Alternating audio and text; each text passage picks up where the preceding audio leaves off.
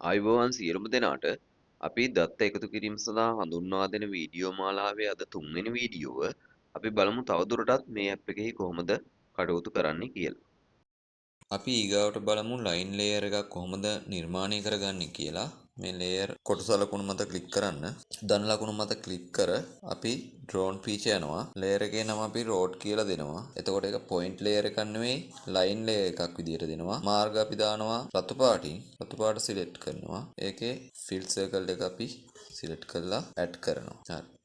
එතකොට අපි road layer එකේ ඇට්‍රිබියුට් සකසගෙනමයි යන්නේ. අපි මෙතන සෙටින් ලකුණු මත ක්ලික් කරනවා. ලේයර් ඇට්‍රිබියුට් තෝරනවා. එතකොට මුලින්ම අපි ID එකක් දෙන්න ඕන. ඒක අපි ටෙක්ස්ට් හෝ නියුමරික් කියලා තියෙනවා. ඊපසු අපි නේම් එකක් දෙන්න ඕන පාරට. නේම් එක ටෙස්ට් එකක් විදිහට තියෙනවා. අපි ඊට පස්සේ පාරට width එකක් දෙන්න ඕන. ඒක අපි ටෙක්ස්ට් කියලා තියෙනවා. ඊපසු අපි පාරට කැටගරියක් දෙන්න ඕන. හරි. අපි ඒ ඇට්‍රිබියුට් ටික දාගෙන අපි පාරක් ක්‍රියේට් කරන්න යන්නේ.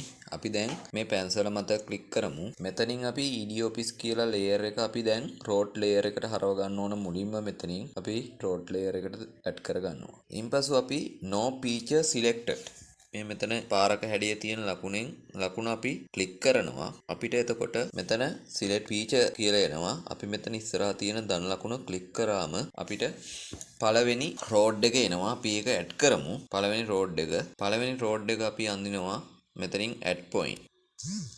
මේ පළවෙනි රෝඩ් එක අඳින්නේ අපි හිතමු මේක මාතර පාර කියලා. පළවෙනි රෝඩ් එක ඇඳ. අපිට ඕන තව මාර්ගයක් අඳින්න. මෙතන රෝඩ් කියන තැන ක්ලික් කරා දෙවෙනි මාර්ගය ඇඩ් කළා. අපි අඳිනවා තව මාර්ගයක්. මෙතන ධන ලකුණ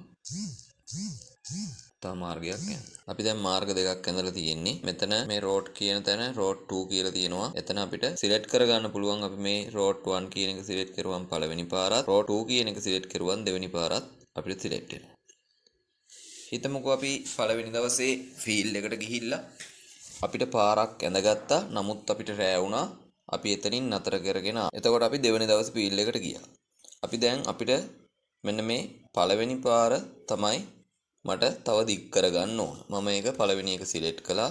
එතකොට මේ පේනවා සිලෙක්ට් වෙලා තියෙනවා. අපි ඇඩ් කරගෙන යනවා. තව 4 ඉඳලා 5 6 දක්වා මේ මාර්ගය දික් කරනවා. මට දැන් අවශ්‍යයි මේකේ මේ දෙවනි පොයින්ට් එක තියෙන තැනින් තව පාරක් වෙනම ඇඳන් යන්න. අපි ඒක කරන්නේ මේ රෝඩ් එක කියන තැන ක්ලික් කරලා අපි තුන්වෙනි මාර්ගය ඇඩ් කරනවා. දැන් මාර්ග දෙකක් තියෙනවා. දැන් අඳින්න හදන්නේ තුන්වෙනි මාර්ගය. තුන්වෙනි මාර්ගය ඒක අපි මෙතන මේ දෙක මත පළවෙනි එක දෙවෙනි පොයින්ට් එක මත ක්ලික් කරලා වෙනම ඇඳන් යනවා මේ පැත්තට. ඒක අපි වෙනම ඇඳ. එතකොට අපි මාර්ග 3ක් ඇඳ. අපිට දැන් මේ මාර්ග වලට වෙන වෙනම අර ඇට්‍රිබියුට් ටික දෙන්න පුළුවන්. මම කලින්ම ඇන්දි මේ පාර අපි ඒක සිලෙක්ට් කරමු. මම ඒකට දෙනවා අංක 1 ID එක නේම් එක දෙනවා මාතර. ඒකේ width එක දෙනවා මීටර් අපි 20ක් දෙමු. මීටර් 20ක් කියලා දෙනවා. කැටගරිය B කියලා දෙනවා. ඒ පාර B කැටගරි එකේ අපි සේව් කරනවා. ක්ලෝස් කරා. පළවෙනි එකට දුන්නා. දෙවෙනියට යන්නේ මේ පාර අපි ඒක සිලෙක්ට් කරලා ඒකට දෙනවා ID එක දෙවෙනි පාරට 2 නේම් එක දෙනවා ගෝල් රෝඩ් ඒකේ width එක දෙනවා අපි 30 මීටර් 30ක් කියමු. කැටගරිය ඕනනම් අපි ඒකට දාමු. ඒ කියලා ඒකෙත් ඇට්‍රිබියුට් ටික සේව් කරගත්තා. තුන්වෙනියට අපි යන්නේ මෙන්න මේ පාර මාතර පාරෙන් මේ පැත්තට ආපු හන්ද අපි ඒකට දෙමු අංක 3 ID එක විදියට නේම් එක අපි දාමු. ඒක කඹුරුපිටිය පාර. කඹුරුපිටිය රෝඩ්. width එක ඒකේ දාමු 15ක් කියලා. මීටර් 15. කැටගරිය දාමු. ඒකට අපි C type එකේ පාරක් විදියට දාලා ඒක සේව් කරගන්න. දැන් අපිට අවශ්‍යයි මේ පාරවල් ටික නම් කරගන්න. ඒ කියන්නේ ලේබල් කරගන්න. අපි බලමු මේක කොහොමද කරන්න කියලා. ලේයර් පැකට් එකට ගියා. රෝඩ් තේරුවා. මෙතන සෙටින් ලකුණ ක්ලික් කරා. අපිට ඕන නේම් වලින් පාරවල් ටික ලේබල් කරගන්න. අපි මේ නේම් ඉස්සරහා තියෙන කොටුව සිලෙක්ට් කරගත්තා. ක්ලෝස් කළා. අපිට එතකොට මේ පාරවල් වල නම මේ පොයින්ට් එකක් ගානේ අපිට ඇවිල්ලා තියෙනවා. ඒ පාරවල් වල නම් ඊට අමතරව පාරවල් මැදිනොත් අපට ඒ පාරවල් වල නම් අර විදියට ලේබල් වෙලා තියෙනවා. අපිට අවශ්‍ය නම් මේක ලේබල් එක අපි ඒ පාරවල් වල පළලින් අපිට අවශ්‍යයි. අපි ලංකාවේ පාරවල් මේ විදියට ඇඳගත්තා. අපිට අවශ්‍යයි ඒ ශ්‍රේණියේ පාරවල් ටික. අපි ඒකට කරන්නේ මොකෙන්ද? කැටගරි. කැටගරියනේ අපි ABCD දැම්මේ. හරි.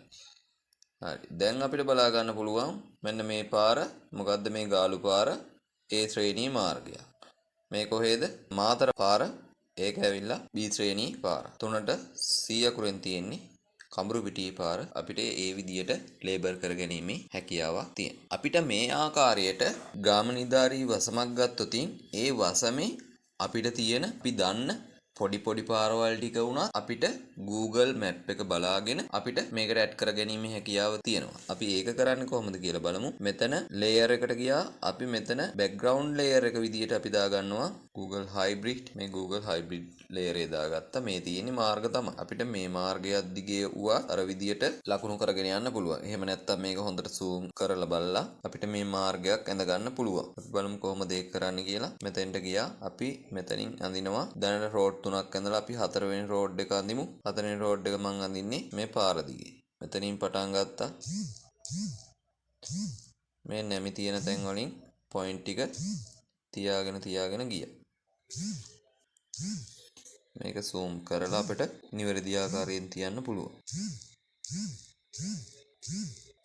මේ ආකාරයෙන් ඇඳගෙන ගියා. අපිට දැන් ආපහු ඒ පාර එතනින් ඒ පාරේ හැම දිගටම ගියා. මේ පැත්තට ගන්න ඕන නම් අපි පස්වෙනි පාර විදියට තමයි අපිට මෙතනින් ගන්න වෙන්නේ. මේක පස්වෙනි පාර. අපි මෙතනින් මේ පැත්තට අඳිනවා නම් මේක මත ක්ලික් කරලා මේ පැත්තට ඇඳනවා. මේ ආකාරයට අපිට මාර්ග ඇඳ ගන්න සහ ඇඳලා ඒවට ඇට්‍රිබියුට් දීලා නම් කර ගැනීමේ හැකියාව තියෙනවා. හරි එහෙනම් සියලුම දෙනාට ස්තුතියි වීඩියෝ එක නරඹුවාට. අපි මේ වීඩියෝ මාලාව ගෙන එන්නේ වීඩියෝ සීරීස් එකක් විදියට. අපිට එක වීඩියෝ එකකින් දෙකකින් මේ පිටුපඳව හඳුන්වා දෙන්න අපහසුයි. ඒ නිසා අපිව subscribe කරලා තියාගන්න. අපි මේ පිළිබඳව තවදුරටත් ඉදිරියට සාකච්ඡා කරනවා.